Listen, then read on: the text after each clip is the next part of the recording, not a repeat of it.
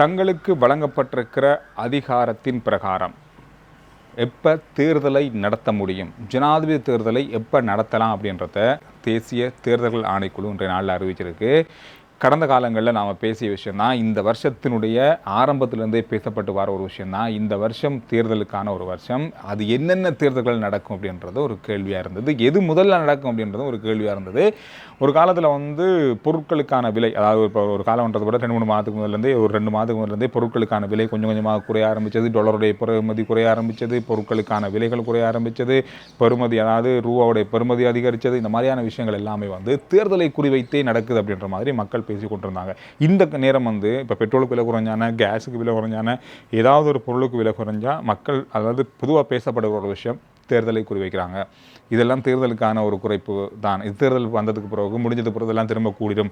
இந்த மாதிரியே மக்கள் பேசி பழகிய பேசுகின்ற அல்லது அது சம்மந்தமாக கதைக்கிற விஷயமாக மாறி இருக்குது. இப்போ என்ன பொருள் விலை குறைஞ்சாலும் இதுதான் கதை, ரைட். இது ஒரு பக்கம் இருக்க, தேர்தல் நடக்குமா இல்லையா அப்படின்ற கேள்வி நிறைய இருந்தது. பாராளுமன்றத்திலே பேசப்படும் நிறைய தேர்தல் நடக்குமா இல்லையா, இந்த காலத்துக்குள் தேர்தல் வைக்கப்பட வேண்டும், குறிப்பாக ஜனாதிபதி தேர்தல் வைக்கப்பட வேண்டும், அதாவது ஜனாதிபதி அவர்கள் தேர்தலுக்கான தேதி அறிவிப்பாரா என்ற மாதிரி பல கேள்விகள் இருந்தாலும், இன்றைய நாளில் திடீரென தேர்தல்கள் ஆணைக்குழு தங்களுடைய அதிகாரத்தை வைத்துக்கொண்டு இந்த செய்தியை வெளியிட்டிருக்காங்க. இதில் சொல்லப்பட்டிருக்கிற விஷயம் என்னன்னு சொன்னால், தமக்கு வழங்கப்பட்டுள்ள அதிகாரத்தின் பிரகாரம் செப்டம்பர் 17ஆம் தேதிக்கும் அக்டோபர் 16ஆம் தேதிக்கும் இடைப்பட்ட காலப்பகுதியில் ஜனாதிபதி தேர்தலை நடத்த உள்ளதாக அவங்க அறிவிச்சிருக்காங்க. எனவே செப்டம்பர் 17க்கும் அக்டோபர் 16ஆம் தேதிக்கும் இடைப்பட்ட காலப்பகுதியில் இந்த காலப்பகுதிக்குள்ளே அவங்க ஒரு தேதி அறிவிப்பாங்க. இந்த தேதிக்குள்ளே தேர்தல் நடக்கும். அது எப்போ அறிவிப்பாங்க அப்படின்றதான் இப்போ இருக்க கேள்விக்கு நிறைய காலம் இல்லை.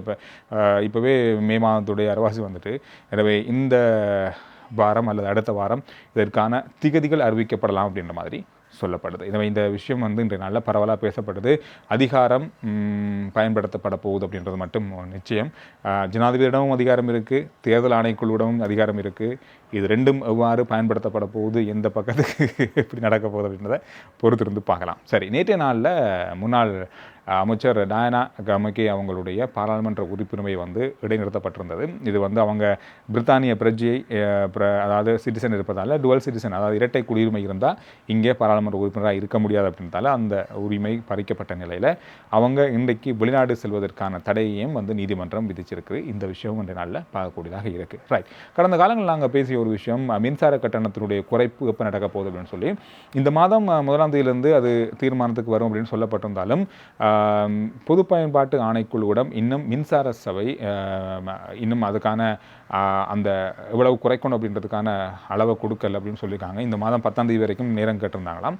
ஆனால் நாளைக்கு அது வழங்கப்படும் பட்சத்தில் வெகு விரைவில் அது எவ்வளவு குறைக்கப்பட போகுது மின்சார கட்டணம் அப்படின்ற தகவல் வெளியாகும் அப்படின்ற சொல்லப்பட்டிருக்கு. சரி, அதோடு சேர்த்து இன்றைய நாளில் காலநிலையில் ஒரு மாற்றத்தை பார்க்கக்கூடிய இருந்தாலும் வெக்க தான், இந்த இப்போயே வெளியில் இருக்க இல்லாத அந்தளவு வெக்க தான் இருந்தாலும், ஒரு வெயில் குறைந்த ஒரு சூழல் இருந்தாலும் இரவு நேரங்களில் மழை பெய்யக்கூடிய வாய்ப்புகள் அதிகமாக இருப்பதாக எச்சரிக்கப்பட்டிருக்கு வானிலை நிலையத்தால்.